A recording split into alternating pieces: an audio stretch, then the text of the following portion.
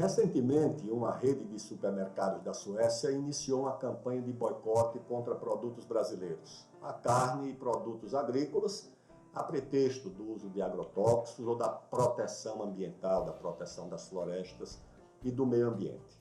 O episódio me lembrou o ano de 2012, quando era ministro da presidente Dilma e visitei a Suécia integrando uma delegação oficial chefiada pelo então vice-presidente Michel Temer. Depois das reuniões protocolares com o rei Gustavo, a rainha Silvia, nós tivemos um almoço com um grupo de ministros e ao meu lado sentou-se a ministra do Meio Ambiente, que naturalmente começou a conversa perguntando da biodiversidade, da Amazônia, dos índios, das florestas. Eu dei uma explicação pormenorizada, inclusive ilustrando com o Código Florestal, que havia sido aprovado no Brasil e que protegia definitivamente as nossas florestas. Dei inclusive o exemplo de que no estado do Amazonas, com 1.600.000 quilômetros quadrados, ou seja, 3 vezes a área da França e algumas vezes a área da Suécia, só são ocupados 2% desse território. 98% estão destinados ainda à proteção, ou seja, 2% do estado do Amazonas constituem as cidades, a agricultura, a pecuária, a infraestrutura e 98% de vegetação nativa, principalmente de florestas. Dito isso, perguntei à então ministra do Meio Ambiente qual era a área destinada para a chamada reserva legal dentro das propriedades na Suécia, porque no Brasil o proprietário é obrigado a proteger uma área da propriedade e na Amazônia essa área é de 80% do total, ou seja, o proprietário só usa 20% para produzir ou criar e 80% ele tem obrigatoriamente por conta e risco de destinar para a proteção ambiental.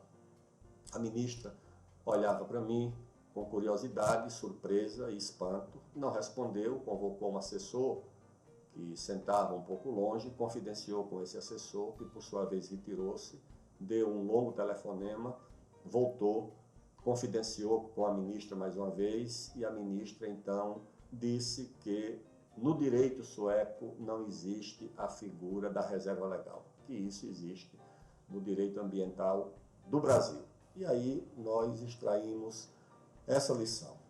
Como na Alemanha, na Suécia também é o faça o que eu digo ou faça o que eu mando e não faça o que eu faço. Ou seja, a proteção ambiental é muito mais uma política para fora do que a adoção de uma prática nesses países.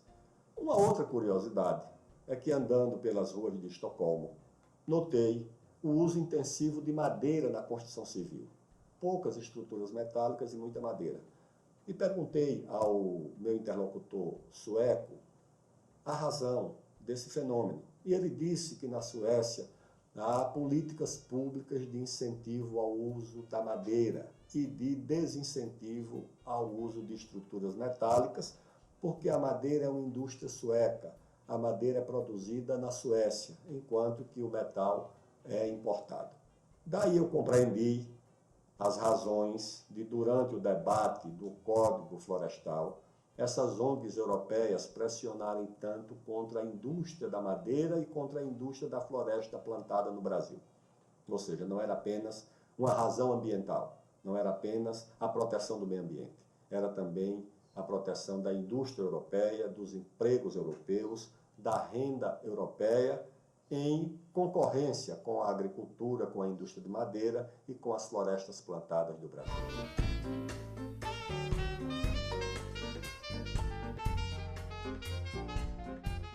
Além das razões ambientais, há também razões comerciais para a grande pressão europeia em relação ao tema do meio ambiente no Brasil.